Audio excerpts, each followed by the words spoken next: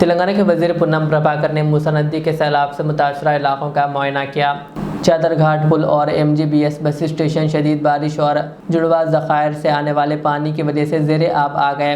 वजीर पूनम प्रभाकर के हमरा इस मौके पर मेयर हैदराबाद विजय लक्ष्मी, GHMC कमिश्नर, ज़िला कलेक्टर और दीगर अफसरान मौजूद थे। ने मलकपेट में रिलीफ सेंटर और MGBS में सूरत हाल का जायज़ा लिया। मुतासरा ख़ानदानों को आर्जी रिहेबिलिटेशन सेंटर में मुंतकिल किया गया, जहां खाना पीने का पानी, बच्चों के लिए दूध और तिब्बी सहूलियात फराहम की गई। सरकारी मशीनरी 24 घंटे काम कर रही है ताकि कोई जानी नुकसान ना हो। चादर घाट पुल पर आवाम की आमद-रफ्त को आर्जी तौर पर रोक दिया गया और RTC बसों के रास्ते JBS, उप्पल, हयात नगर और आरामगढ़ के ज़रिए मुतबादिल किए गए हैं।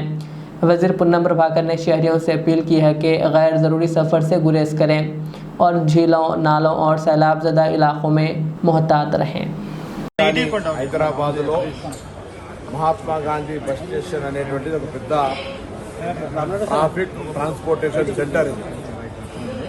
నిన్న మొన్న మూసీ పరివాహక ప్రాంతమైనటువంటి నిజాం సాగర్, హిమాయత్ సాగర్ ఆ ప్రాంతంలో ఆ క్యాచ్మెంట్ ఏరియాలో పడ్డ వర్షాల వల్ల మూసీ ఉప్పొంగి బస్టాండ్ ప్లాట్ఫామ్ అన్ని కూడా నిండిపోయి ప్రయాణికులను బయటికి తీసుకురావాల్సిన రెస్క్యూ మేనేజ్మెంట్ ద్వారా బయటికి తీసుకురావాల్సిన అవసరం ఏర్పడింది.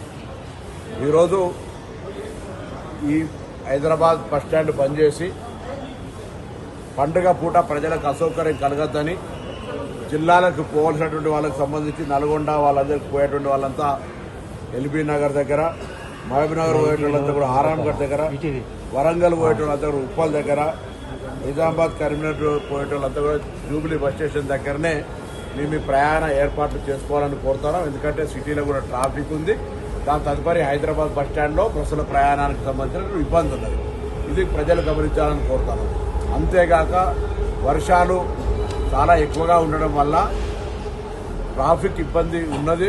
ప్రజల బయట అవసరం ఉంటే తప్ప బయటికి రావద్దని సందర్భంగా కోరుతారు. అదేవిధంగా నీటి ప్రవాహాలను కలవట్ల మీద, బ్రిడ్జ్ల మీద, మ్యాన్హోల్స్ దగ్గర నిర్లక్ష్యంగా నడిపి ప్రాణాపాయానికి కూడా గురి కావద్దని సందర్భంగా కోరుతాను, విజ్ఞప్తి చేస్తాను.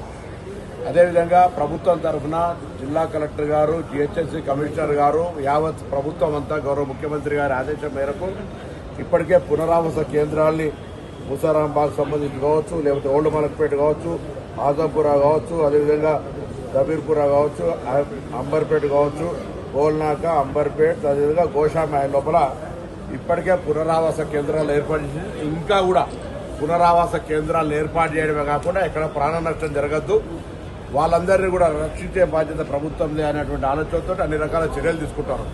ఈ అంశం లోపల ప్రజల సహకారం అవసరం. మీరు ఆడికి కాల్ చేస్తే అదేమో ఆ ఇల్లు పోతూ జాకెట్ పోతూ అనే ప్రాణభయంతో ప్రాణం మీద తెచ్చుకునే ప్రయత్నం వద్దు. మీకు ఎక్కడ ఇబ్బందులు కలగకుండా మళ్ళీ మీ ఎక్కడ నివాసం ఉంటుందో అక్కడ చేర్చే బాధ్యత మాదే. కానీ ప్రవాహానికి వ్యతిరేకంగా పోయి ప్రవాహం చెప్పి రాదు. ప్రవాహంకు సంబంధించి చాదర్ఘాట్ బ్రిడ్జ్ చిన్న బ్రిడ్జ్ ఉంది. ఇప్పుడు ఆ బ్రిడ్జ్ కింద నుంచి వాటర్ పోయినాయి. ఆ బ్రిడ్జ్ లెవెల్ కింద ఏం జరిగిందో తెలియదు. దాని ప్రయాణాలను ఇంజనీరింగ్ టెక్నిక్గా దాన్ని చేసి కానీ చుట్టూ సైడ్ వాల్స్ ఏం లేకుండా పోయినాయి. అట్లా కొంత ఇబ్బంది కలుగుతుంది. ఇవన్నింటినీ ప్రజలు అర్థం చేసుకోవాలి. ఇది ప్రకృతి వైపు, ఇది ఒక తెలంగాణలో కాదు భారతదేశ వ్యాప్తంగా జరుగుతున్నప్పుడు తెలంగాణ ప్రభుత్వం, ముఖ్యమంత్రి గారు ఎప్పటికప్పుడు పర్యవేక్షిస్తూ అటు మేయర్ గారిని, నన్ను, గౌరవ పార్లమెంట్ సభ్యుల్ని, మిగతా ప్రజలందరినీ కూడా అటు అధికారులతో సహా ఎప్పటికప్పుడు పర్యవేక్షణ చేస్తూ ఉన్నారు. మేము ఈరోజు ప్రజలందరికీ కోరుతా ఉన్నాం, పండుగకి ఎట్లా గ్రామాలకు వెళ్తారు, పోయేటప్పుడు కూడా ఈ యొక్క బస్సుల అలైట్మెంట్ పాయింట్ను మేము ఇప్పటికే ప్రకటించడం జరిగింది. కాబట్టి దాన్ని అర్థం చేసుకొని ఈ అసౌకర్యానికి జరుగుతున్నటువంటి పరిస్థితి ప్రకృతి రీత్యా ప్రజలందరూ సహకరించాలని సందర్భంగా కోరుతున్నాం. పునరావాస కేంద్రాలను ఉపయోగించుకోండి, వాటన్నింటిని ఎప్పటికప్పుడు పర్యవేక్షణ చేస్తున్నాం.